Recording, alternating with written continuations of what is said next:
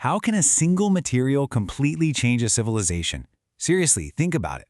Today, we're going to jump back in time, about 2,500 years ago, to look at a tech shift that didn't just tweak how people farmed. It literally built the foundations of ancient Indian society, from the tiniest villages to massive, bustling ports. And the metal at the heart of this whole transformation? Iron. I mean, we take it for granted today, right? It's everywhere. But imagine a world where it was a game changer.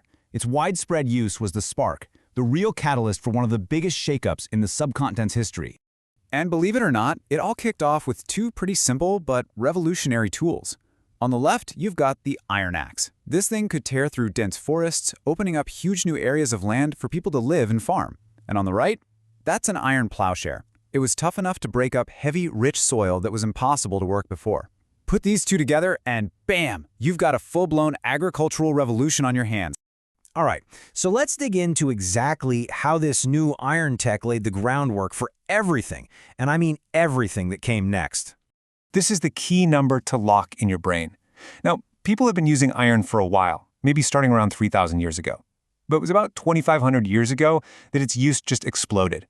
It went from being this kind of niche, special material to becoming the absolute engine of production.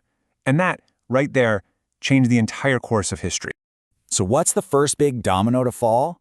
Well, this agricultural boom leads directly to the rise of villages.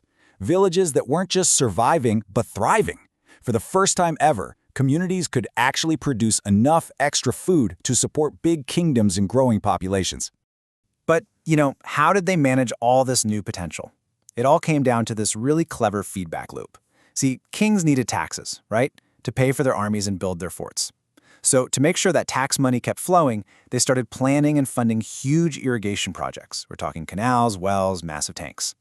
The villagers provided the labor to build them, and these new systems, powered by those iron tools, sent food production through the roof.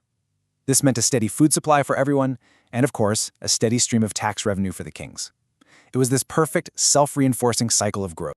But all this extra wealth and food did more than just fill up storage barns. It completely rewired the social fabric. Life in the village was about to get a major, fundamental overhaul. Suddenly, society became way more structured, and it was all based on who owned land. In the north, you had a clear pyramid. At the very top was the powerful village headman, the Grama Bojaka. Below him were the smaller landowners, the Griyapatis, and at the bottom, the landless laborers, the Dasakarmakara. And you see a very similar structure down in the Tamil region in the south. You have the big landowners, the Velar, then the ordinary farmers, or Uzavar, and finally the landless laborers and slaves, the Karaisiar and Adimai. This wasn't just about money. Your entire place in the world was now defined by the land you did or didn't own. And just to give you a sense of how powerful these headmen were, get this. The Grama Bojaka position was usually hereditary, so it stayed in the same family for generations. He wasn't just the biggest landowner who had people working for him. The king actually gave him the power to collect taxes for the kingdom, to act as a judge in disputes, and even to be the local policeman. He was, without a doubt, the center of all power in that village. Okay, so all this extra food from the villages had another massive consequence. It fueled the growth of cities. For the first time, large groups of people who weren't farmers could live all together in one place. But how do we know what life was like back then? Well, historians and archaeologists basically have to be detectives, piecing together the story from all sorts of different clues. One incredible source of clues is literature. This line here is from the Jataka tales, which were stories told and passed down by regular people.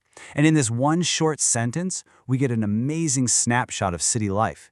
You've got coins being used, you've got a hotel, and you even get a feel for this scrappy entrepreneurial spirit. It's fantastic. We can also literally see at the past through artwork. This is a sculpture from a monument at Sanchi, and it's basically a photograph carved in stone. It shows us a crowded, bustling city scene. You can see the architecture, you can see people gathering, you can almost feel the vibrant energy of the place. And then there are the clues we actually have to dig up from the ground. Archaeologists have found these things called ring wells. They're basically just stacks of clay or ceramic rings. They've been found in individual houses, and they were the hidden infrastructure of the city, serving as toilets, drains, or even just garbage pits. Not glamorous, I know, but it tells us so much about the practical, day-to-day reality of life back then. Okay, so we've got these bustling cities full of people. Now let's look under the hood at what made their economies tick. And what we find is a really sophisticated world of commerce, money, and skilled crafts. One of the biggest innovations was, without a doubt, the invention of coins. These are punch-marked coins, some of the very first ones used in the subcontinent. They were made of silver or copper, and they totally changed the game. It meant the economy could finally move beyond simple bartering, allowing for way more complex and widespread trade. And this urban economy was incredibly organized thanks to something called the Shreni. Think of these as powerful guilds or associations for merchants and artisans.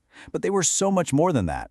They provided professional training for newcomers, they'd go out and source raw materials for everyone, they'd organize the distribution of the final products, and they even acted as banks where people could deposit their money for safekeeping. A truly complex and sophisticated system. But all of this economic energy couldn't just stay put. It spilled outwards, and these thriving Indian towns became absolutely essential hubs in a new, growing international trade network. Just check out this list from the port of Bari Gaza, which we now know as Baruch. The variety is just wild. Look at the imports. Wine, copper, even gold and silver coins coming in. And then look at what's going out. Super valuable stuff like ivory, cotton, silk, and perfumes. This wasn't just some local market. This was a global marketplace in full swing. And we know this for a fact. We have hard, physical proof of these long-distance connections. Down at a coastal settlement called Erikamedu, archaeologists hit the jackpot. They found a ton of Roman artifacts. I'm talking wine jars from the Mediterranean, special stamped pottery from Italy, Roman lamps, glassware, gems. This is the smoking gun. Undeniable proof of a direct and busy trade relationship with the Roman Empire. And here's what makes this story even cooler. This wasn't happening in a vacuum. While all these cities were popping up and growing in ancient India, the Roman Empire was also near its peak, building these incredible structures like the aqueduct you see here. The rise of cities in the Ganges Valley was part of a much bigger, interconnected story of empires and urbanization happening all across the ancient world. So let's just quickly recap this amazing 1,000-year journey. It all starts with the first uses of iron about 3,000 years ago. Then, the real revolution kicks in 2,500 years ago, giving us cities and coins. This sparks a cultural boom with things like the Sangam literature, and it all leads to these huge, thriving international trade hubs like Arikamedu, a complete social and economic makeover. It is absolutely amazing to think that the widespread use of a single metal could set off a chain reaction that built villages, then cities, and then the very global trade networks that are the direct ancestors of our modern interconnected world. And that really leaves you with a final question, doesn't it? What are the simple-seeming innovations happening right now that are quietly but completely reshaping our future?